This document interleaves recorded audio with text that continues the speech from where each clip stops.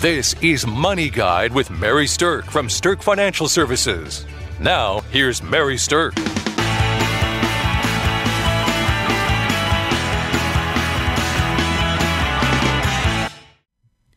Welcome to Money Guide with Mary Sterk, and today we're talking about socially conscious investing. And with me today, I have certified financial planner Kelsey Bankey, who recently attended a class about socially conscious investing and really came back with a lot of good information that we thought we'd like to share with our listeners. So welcome, Kelsey.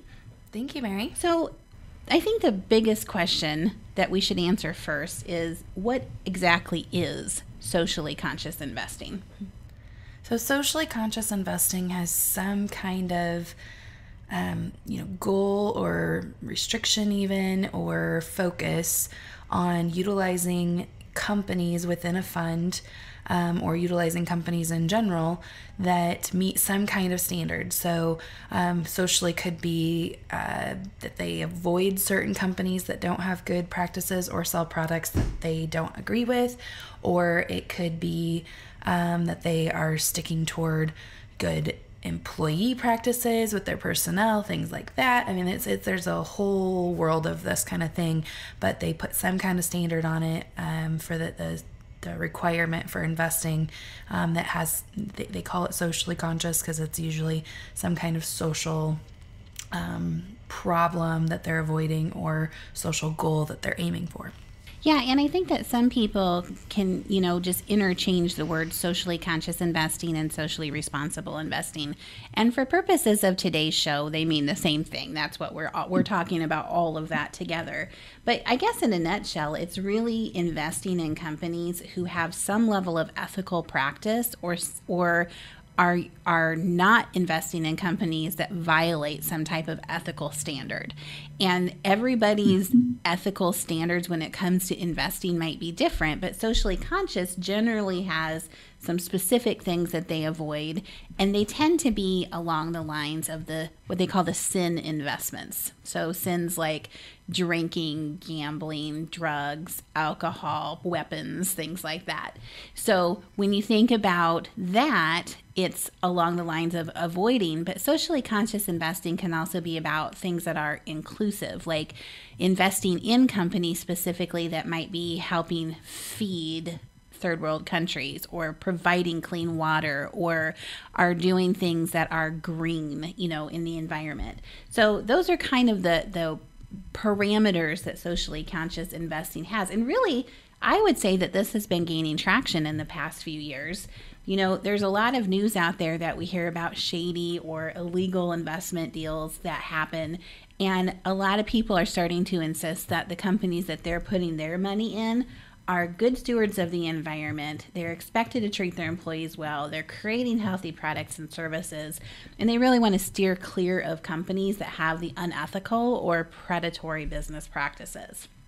So when you think about socially conscious investing, there are definitely some pros and some cons that we want to talk about because it's a different world. When you are excluding some companies or intentionally including some types of strategies, then that takes you away from just standard investment practices. So let's talk a little bit about some of the pros of socially conscious investing. I think one of them is that you're going to feel good about this. You're going to sleep better at night knowing that you are putting your money where your beliefs are. And I think that that's a huge one for people who really do want to be socially conscious. That's one of probably the main reasons people do it. They wouldn't seek this out if they weren't looking for, making sure that their money aligns with some kind of belief or goal that they have with their money. So that feeling good and sleeping good at night, knowing that you've either put your money with companies who are making the world a better place in your eyes and their eyes, because one of the things is that not everybody agrees on what's socially responsible necessarily. So I'm jumping to a con, but that's one of the cons is not everybody knows or agrees on what is good and what isn't good and what's ethical and what's unethical. But if you feel good about it and you're going to sleep good at night, that's definitely something that falls in the pro category, pro column.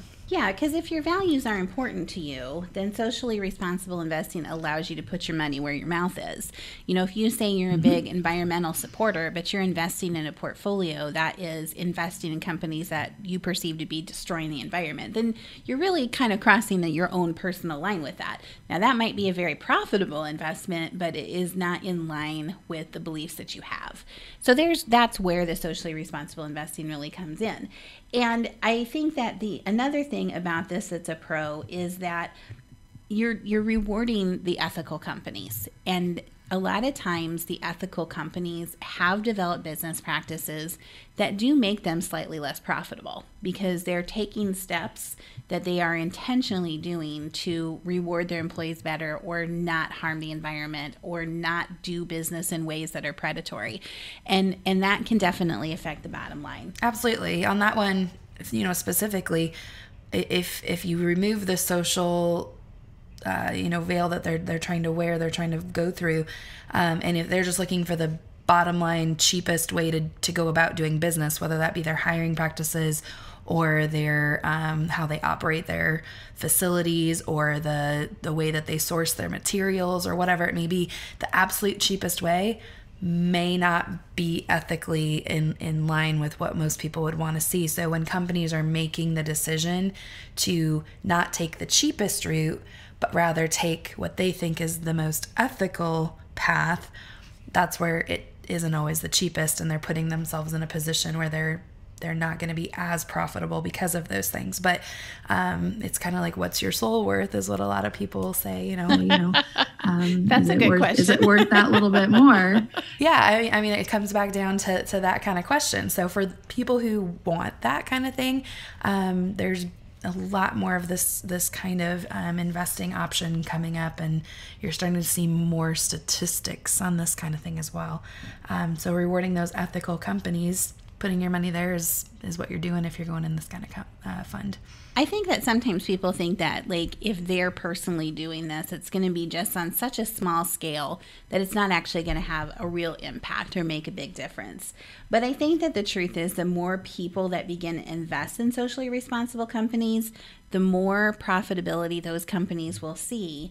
And long term, you can see where that can start to build to be a catalyst for significant change.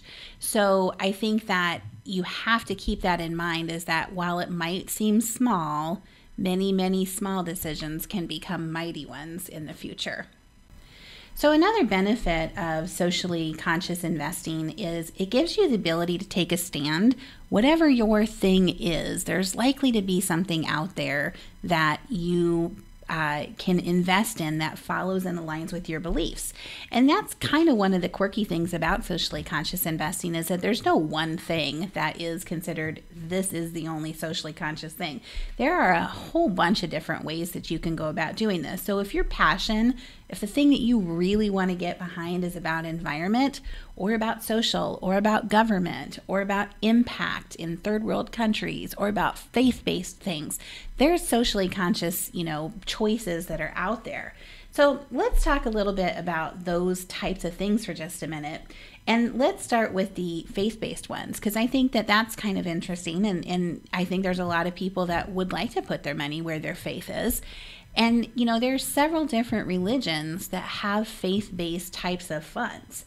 So if you are wanting to invest in something that is a Christian company, there's those. There's Catholic companies. There's Islamic values companies. So, whatever your faith is, you can find a faith-based fund to invest in and take a stand for what you believe. The next one that I want to talk about is the environmental, social, and governance funds. And there's even a name for those. Those are called ERG funds for short. So when you're looking for those type of funds, Kelsey, tell us a little bit about what they're doing in terms of the investing inside of them. So the ERG funds, their biggest focus is they're looking to include companies and reward the companies that have whatever socially, social or environmental or government impact that they're looking for. So they're trying to be inclusive of those companies, which a whole variety of different things. So they may also be excluding the funds that they don't, or the companies that they don't want to participate in that aren't meeting their standards, but they're actually going out and looking for them. So there's going to be some funds out there that just exclude companies that don't meet their standards. However, it might be that they don't meet certain standards in their criteria, but there's other places where they're not necessarily ethical, whereas the ERG funds are actually going out and looking for companies who are meeting their ethical standards to the highest degree and trying to include those in their funds. And then the last category that we want to mention is called impact funds. And impact funds tend to place an equal amount of importance on the environmental, social, and government things, but they also either have a specific focus or they're only going to look for highly profitable companies that are in this realm. And I know that sounds kind of funny when I say that, but not all socially conscious funds are trying to find the highest level of profitability. Some of them are just trying to invest in the companies that fit their ethical standards. So there is a divergence sometimes between performance and profit and taking a stand for what you believe. The impact funds, they can be very niche-y. So sometimes an impact fund will be investing in companies that are, normal stock companies that you might see on an index somewhere. But sometimes impact funds are investing in things like microloans to women in third world countries who are starting small businesses that help feed the entire community.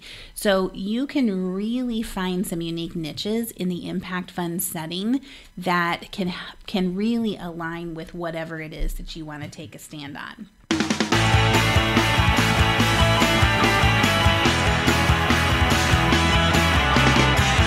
Welcome back to Money Guide with Mary Sterk, where we're talking today about socially conscious investing and putting your investing dollars to work in the companies that resonate with you from an ethical perspective.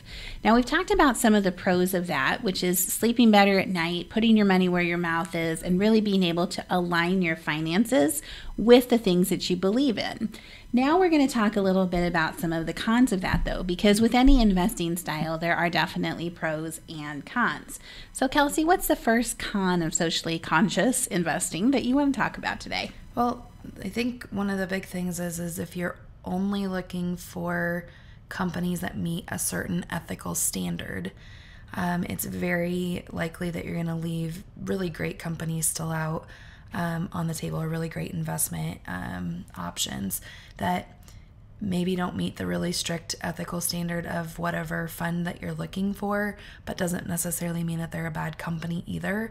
And most people, when you're looking to put money into an investment, most people have a goal of making money, right? So it's trying to find that balance between being ethical and yet still getting a good return on your money, and investing in quality companies. Right. So when you think about investing in general, the main thing that people are trying to do is to obtain the highest return on their investment as possible. That's like the number one goal for most people with their investments. And I don't think that we really need to spend much time disputing that. So the thing about it is, when you limit your investment options because you're narrowing the scope to having it be only companies that meet your ethical standard, then you are going to have two things happen. One is you're going to exclude companies that are highly profitable, and therefore you may give up some return on your investment. Secondly, you also may pay more in terms of fees for socially responsible investing because you're investing only in certain companies, but because there's this extra layer of ethical screening that has to go on by the managers to make sure that the companies in fact are doing what they say they're doing and behaving in an ethical way. So the reality is you could have kind of a double whammy, lower performance and higher fees, and that's just the reality of part of socially conscious investing. Now, there is a statistic out there that talks about the fees, etc., that it says that 66% of people around the globe are willing to pay more for sustainable goods. And that came from an ERG study.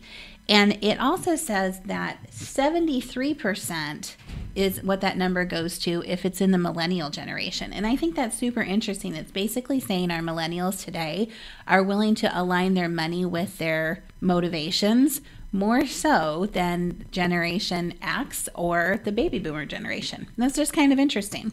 Yeah, that's definitely where you see the trend in the statistics.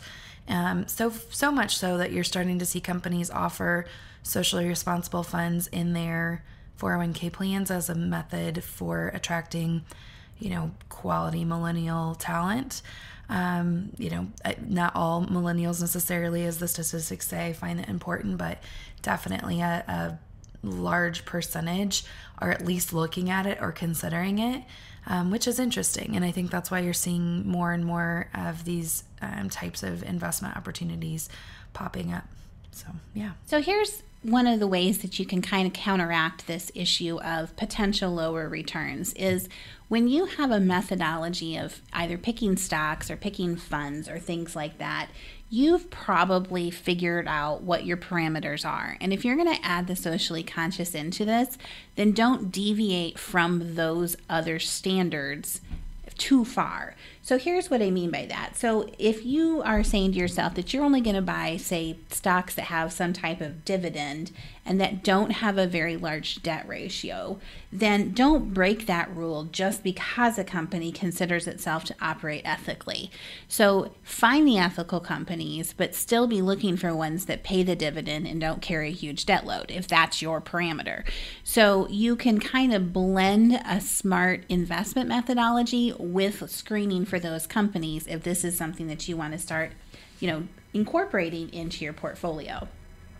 Now, another con is that a lot of companies claim to be socially responsible, but the reality is they aren't. It's just a marketing spin. And I think that that's really hard to figure out. It's very hard to figure out. And where the marketing spin it's kind of like smoke and mirrors. Like, look over here at this really great practice we have of how we source our goods.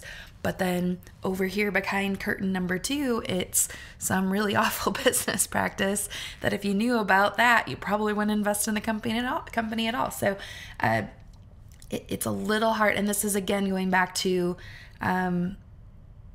there's emergence of more funds and more company statistics and things like that on this, but it's still not a super developed process anywhere.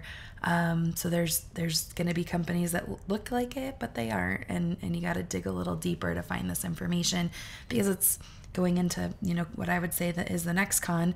There's no definition of exactly what is socially responsible. It's highly subjective. So what, I think is socially responsible and what the next person thinks is socially responsible could be very different things.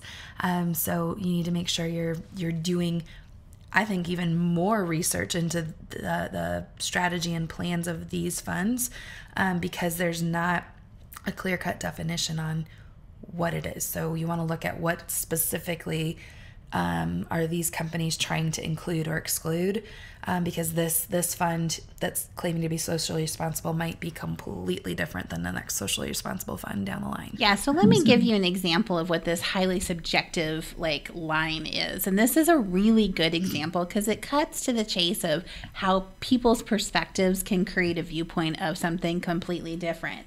So the best example that I can come up with from a highly subjective point of is something socially responsible is nuclear energy. So if you're looking at nuclear energy investments from a perspective of what kind of damage might be done to the environment from an accident, then environmentalists that are looking at it from that perspective are going to say nuclear energy is like the worst possible investment ever. However, if you look at it from a different perspective, which is nuclear energy is a great substitute for using all the fossil fuels and depleting our earth of fossil fuels, then nuclear energy could be perceived to be an excellent investment for an environmentalist. So you can see that just depending on what side of the coin you're looking at, you're going to come down on, yes, this is socially responsible, or no, this isn't socially responsible. And the environment itself might be your passion, but you could come down on either side of that coin. So that's what we're talking about, that this is highly subjective. Now, there are certain things that are ethical that are just easy to say, like, don't murder people, don't swindle people, and things like that. And so, those kind of things we don't have to worry about the subjectivity of. But when we get into these other places where it's like, is this a good thing for the environment or isn't it? Is this a good thing for governance? Is this the right thing for faith? Different faiths have different beliefs too. That's where we get into this crazy kind of subjectivity piece of things. Okay. So if you're looking to be a socially responsible investor, then there are a couple of things that you can do to really kind of tee yourself up. And the first thing I would say, Kelsey, is to probably just figure out how you're going to start screening based on what it is that you believe the most in. Yeah. So what's your process going to be? We've said this in hundreds of radio shows, probably maybe not that many, but lots. What's your process? Have a process, and then look at the available choices through the lens of that process. And as Mary said earlier, probably don't deviate too much from that. If you have to really bend your expectations for a fund and what you're willing to accept as a quality fund to meet these social responsible guidelines, just know, again, make that with knowledge and education and understanding and information instead of blindly following a fund and then finding out, ooh, that was a really poor performer compared to what I could have done. So having a process is definitely recommended. Okay, so if you're more of the DIY type and you're looking for an index to kind of benchmark the quality against or in terms of the performance against, there is actually an index out there that socially responsible investors can use, and it's called the MSCI KLD 400 Social Index. And that is 400 companies that are, at least by somebody's standard, considered to be socially responsible. And then you can benchmark the performance of what you're looking at against the index to see whether or not you feel it's meeting a performance standard and that you'd be willing to invest your money in. So basically, the bottom line is, I think that socially conscious, socially responsible investing sounds like a good, reasonable proposition. In the end, really, it's going to come down to a matter of conscience. It's going to be, is this the way that you want to invest your money? And does this matter to you enough that you're going to skew your portfolio towards socially responsible investing? For some people it is, and for some people that's not where they want to draw the line in terms of their social responsibility. So if you're willing to do this, then you are going to probably have to be willing to give up some return to be investing in the companies that you are wanting to align your beliefs with. Now, might not be a lot of return, and there are definitely some that are better than others, but at the end of the day, when you narrow your field of investments and you start to exclude a bunch of different companies, you really start to walk the line of whether you're investing for profitability or for conscience. And that's what socially conscious investing is all about. So we hope this has been valuable, and we hope this is giving you some insights to think about when you're determining what should go into your portfolio. And we thank you for listening to Money Guide with Mary Sterk. The views expressed are not necessarily the opinion of your audio provider and should not be construed directly or indirectly as an offer to buy or sell any securities or services mentioned herein. Investing is subject to risks, including loss of principal invested. Past performance is not a guarantee of future results. No strategy can ensure a profit nor protect against loss. Please note that individual situations can vary. Therefore, the information should only be relied upon when coordinated with individual professional advice. Securities and investment advisory services are offered through Woodbury Financial Services Incorporated, member FINRA SIPC. Insurance offered through Sterk Financial Services, which is not affiliated with Woodbury Financial Services Incorporated. Neither Woodbury Financial Services Incorporated nor its representatives provide tax or legal advice. You should consult a qualified attorney or tax professional to answer your specific questions. Sterk Financial Services is located at 350 Oak Tree Lane, Suite 150, Dakota Dunes, South Dakota, 57049, and can be reached at 605-217-3555.